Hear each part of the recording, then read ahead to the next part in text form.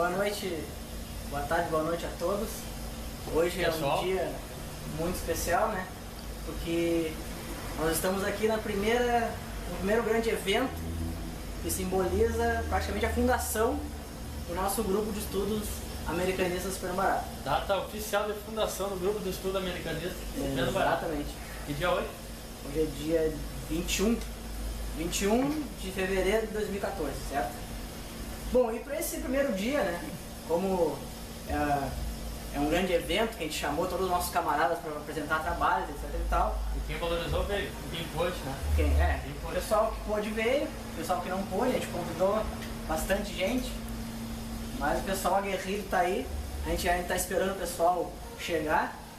E para esse primeiro dia, para esse primeiro grande evento, a nossa primeira síncrase americanista, né, a gente está expondo trabalhos que a gente já tinha feito, alguns TCCs, alguns artigos, alguns vídeos que o pessoal do grupo fez.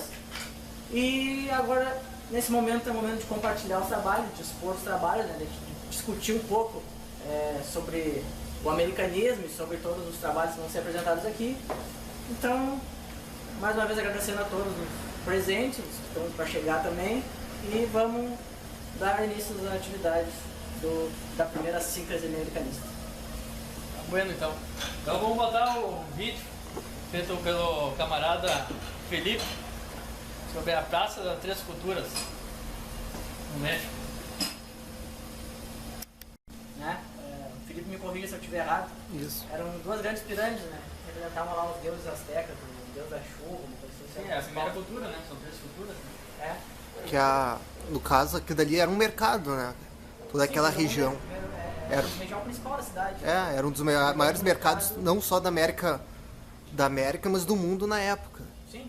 Se a gente for parar pra pensar que na época da independência, o México era a colônia mais rica da Espanha, né? Mas sabe o que mais chamou a atenção? Essa questão de 1968, é isso? Exatamente. 68. Né? Que dá essa manifestação. E o que acontece é algo que acontece hoje. Não sei se vocês perceberam que é a força do governo se infiltrando entre manifestantes, né? Provocando a violência. O maio de 68 ele foi emblemático de todo mundo, né? É que, na verdade, esse 68, essa revolta popular, ela aconteceu na época em que o México ia sediar a Olimpíadas de 1968, que é algo que está acontecendo exatamente no Brasil, que a população em si, ela também vai para a rua para protestar em relação a seus direitos e a melhorias sociais. Que dá para comparar até com a questão do Carlos Fico, né, que diz que a ditadura começou com um golpe de civil-militar, porque ninguém desconfiava que ia ter uma ditadura. E quem foi a favor da Copa do Mundo aqui não imaginava que seria mais cara da história. Né? Melhor comparação. Talvez algo parecido tenha acontecido no México naquela época. É que no México tem os fatores, né? Por exemplo, o partido que durante 70 anos ficou no poder lá, que é o partido herdeiro da Revolução Mexicana, que é o PRI, ele continuava no poder durante, sei lá, de 1929 mais ou menos, até os anos 60 ali, até 2000 que ele saiu do poder há pouco tempo, e agora voltaram de novo. Uma polêmica que eu botei no grupo de estudo, né? Uma questão de homenagem aos mortos. Né? Me pareceu uma palavra mal colocada ali. Eu me lembro disso. É que na verdade a homenagem em si é uma forma de lembrar, né? Fazer com que aquela situação ela não venha ocorrer mais. Pois às vezes a própria homenagem às vezes nos traz o sentido de que é algo bom, né? Querer homenagear algo que nos traz algo bom. Talvez pudesse trazer uma outra palavra que venha a ser melhor introduzida nesse contexto, não é? Tu pensa como é que uma pessoa que foi torturada vai homenagear essa ditadura militar? Não tem sentido positivo. É que ali a homenagem seria... bem complicado essa palavra, né? Mas talvez homenagear os mortos pela luta. É que ali fala homenagear os mortos, né? Talvez... Mas talvez o governo fez uma autocrítica, né? Tipo, a gente fez uma coisa errada, certo? Sim. É que nem o Museu do Holocausto lá em Berlim. Os caras meio que se fazem essa meia-culpa. Sim. Então tá vendo, parabéns pelo vídeo. Bom, colegas americanistas, uma dica de leitura. Grande autor que, para mim, pode ser considerado um americanista. Paulo Freire, Pedagogia do Oprimido. Um autor que há uma polêmica bem academicista, bem cientificista. Talvez até uma coisa desnecessária. Ele era ou não era marxista? Na verdade não era. Ele mesmo se assumia como não sendo marxista. Mas mesmo assim, é uma obra muito válida, clássica aqui, para a educação, para a história do nosso americanismo. Então eu quero apresentar aqui o colega da Avenida, que é o proprietário aí do blog, da revista, futura revista Fato História, meu ex-colega da FAPA, vai apresentar um trabalho interessante para nós. Seja bem-vindo. Tá bom, né? Seguinte, eu preparei assim para essa comunicação abordar um tema da República Velha, né? Seria falar sobre a transformação que teve na imprensa, porque geralmente quando a gente vê no jornal se falar em imprensa, ela sempre é associada a algo mais idealizado, algo mais romântico. E quando se fala em jornalismo, se fala em algo mais técnico. Por exemplo, o jornalismo verdade, vamos trazer o melhor jornalismo como um serviço, né? E a imprensa fala da liberdade de imprensa. Aí essa parte de ideais ela entra na imprensa, mas se a gente for teorizar um pouco sobre o jornalismo, é no jornalismo em si, a imprensa que é o meio técnico. A imprensa ela não passa de um formato em que o jornalismo ela se apresenta. Claro que ela foi aonde o jornalismo foi formado, foi onde ele se criou, mas aí tem uma inversão, né? É muito fácil localizar o problema em 1964, né? Porque vem o golpe, vem toda a questão do regime militar fazer todo um aparato tecnológico e legislativo para favorecer a concentração de mídia, mas a gente não... no sentido estrito assim, do jornalismo e da imprensa, esses condicionantes que levaram a chegar até esse ponto, ela é mais identificável na República Velha. Porque os militares não criaram se já existia algo com um poder tão formidável para ser ampliado aí, ele não foi criado não foi criado a partir do golpe, não foi criado nos anos 60, já tinha antes isso aí. Aí na República Velha, né, foi identificado por que na República Velha, não só porque, claro, né, tem a questão na época que eu fiz o artigo base para essa fala, né, o artigo base ele foi feito na época de Brasil 3, né, então tinha que abordar o período, era fechadinho ali na República Velha. Né. Não, é só para, não sei se acrescentar, eu acho que tu já deve ter falado, já deve ter ouvido falar, né, que o que influenciou a imagem ficar no jornal foi o fotojornalismo, né, que se tornou bem digamos assim, característico dos jornais, principalmente depois da Primeira Guerra Mundial. Começou a vir o advento do cinema, fotografia, etc e tal. Novas tecnologias. Era da imagem já. Aí por isso que o jornal de 1910 não tem fotos. Mas se pegar um jornal de 1915, por exemplo, já vai ter mais fotos do que aquele de 1910. Até porque também para colocar a foto no jornal era muito difícil, né? Também. Geralmente eram gravuras, era xilogravura, né? Talhado na madeira e tudo mais. Agora vê que já é mais fácil, mas tem uma coisa que além da imagem que tem aqui, que está muito mais destacado e valorizado que não tem aqui, que é o que os jornalistas chamam, o termo deles, chamam de lead. Porque um jornalismo técnico não vai ter mais lugar para colocar, para ser prolixo, para ser romântico, então o boêmio vai ser afastado de lá. Isso, já, antes de tu ter uma consolidação disso aqui, tu já vai ter uma queda na qualidade literária da própria literatura, tu vai ter uma queda na qualidade, sim. Isso é um comentário que o Sodré faz, né? É engraçado que isso também acontece com as outras manifestações, tipo a música. Tipo, o samba, ele vai começar ali nas casas das senhoras, aí depois ele vai indo para aqueles clubes boêmios, né, do Rio de Janeiro, até ao ponto de virar elitizado, porque foi, de certa forma, um interesse. De se manter e de se criar toda uma identidade de cultura brasileira em volta disso. A gente institucionaliza. Como eu tinha comentado no início, né, tem umas peculiaridades em relação a tudo isso aí. Esse movimento ele vai ter mais forte, esse movimento de construção de empresas, de criação de empresas vai ter muito forte no Sudeste, Rio, São Paulo. Até que já no estado de São Paulo, esses jornais assim, eles já vão ser criados já logo no advento da República, porque é onde o poder já está concentrado, né?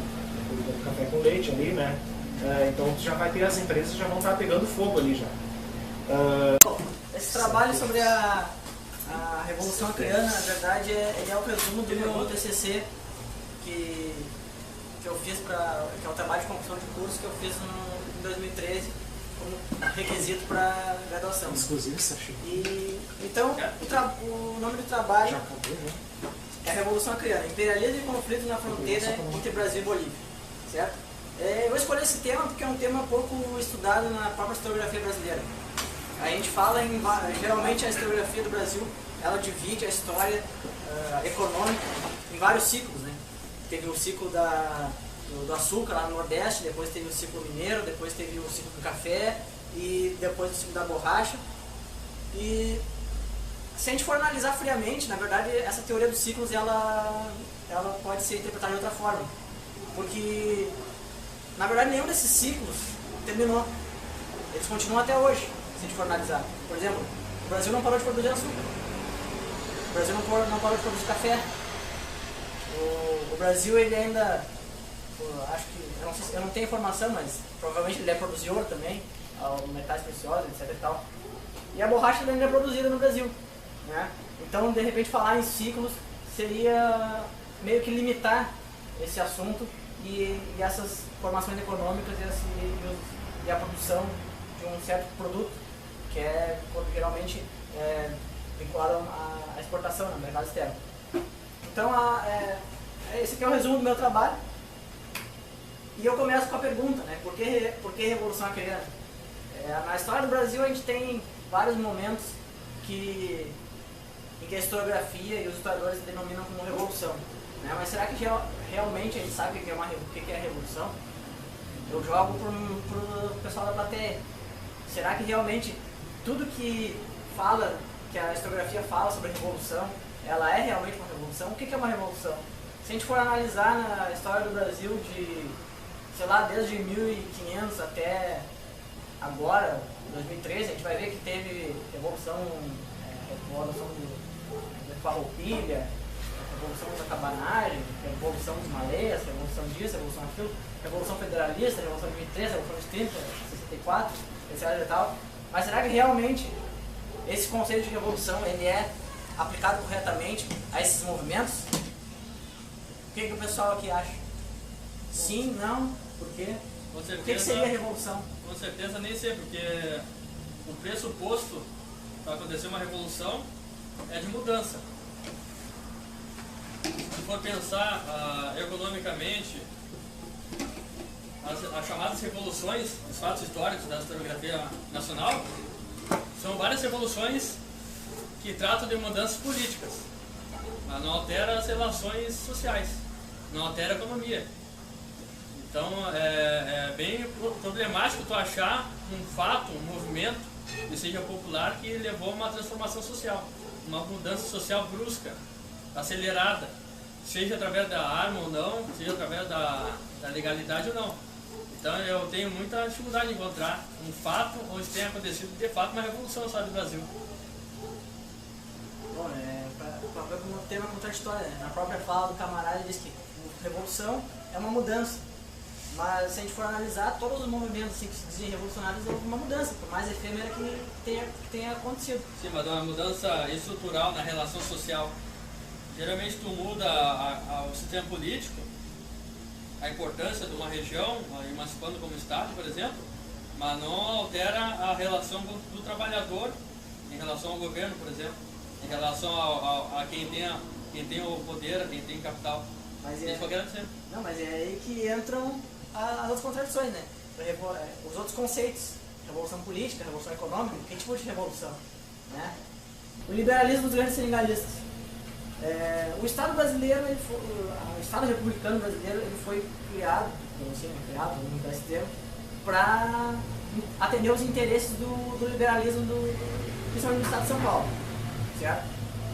Só que muitos desses seringalistas, que eram os donos dos seringais, com as faixas de terra, onde tinham as árvores, os caras iam lá e faziam o corte, eles estavam muito presos ainda ao comércio internacional, principalmente dentro do capital inglês, capital norte-americano que começa a influir naquela região, certo? Então, e esses sindicalistas, eles queriam mais liberalismo, eles queriam eles mesmos se bancar e eles mesmos colocar o produto deles no mercado. Isso numa época que a borracha já está começando a entrar na indústria automobilística, que vai crescendo no final do século XIX. E as condições de vida dos seringueiros, né? Que também era um fator de pressão, de tensão, quer dizer, nessa região, nesse contexto. Sendo que a vida desses caras era muito sofrida. Quando essa primeira leva de retirantes, não sei se eu posso essa palavra, retirantes nordestinos, chegou na Bolívia não, no Acre, desses migrantes, tá ligado? Eles começaram a ganhar vida, etc e tal, e foram chamando gente para viver ali com eles, para participar desse modo de produção daquela região. E o que acontece? Quando a viagem dos caras do Nordeste para Amazônia, ali pro Acre, ela era bancada geralmente por um grande seringalista ou por uma companhia de comércio. Esses caras eram os comerciantes que faziam a distribuição da borracha pro mercado externo, etc e tal.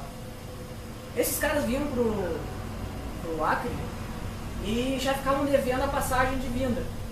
Fora a passagem de vinda, já ficavam devendo também uma arma, que eles tinham que se defender dos índios, né?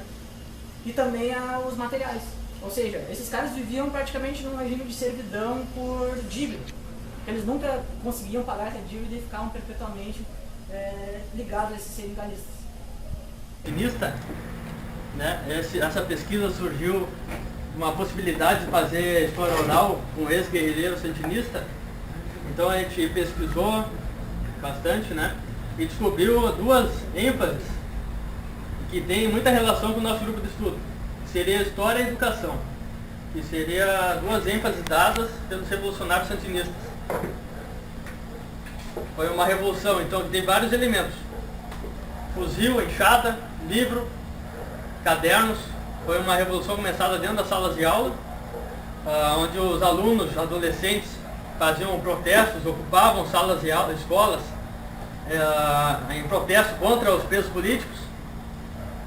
Né? E foi conduzida na segunda fase pela Frente Sandinista de Libertação Nacional. Né? Dá para dividir em duas fases. A primeira fase com o caudilho, o Sandino, e depois a segunda fase com a Frente Sandinista de Libertação Nacional.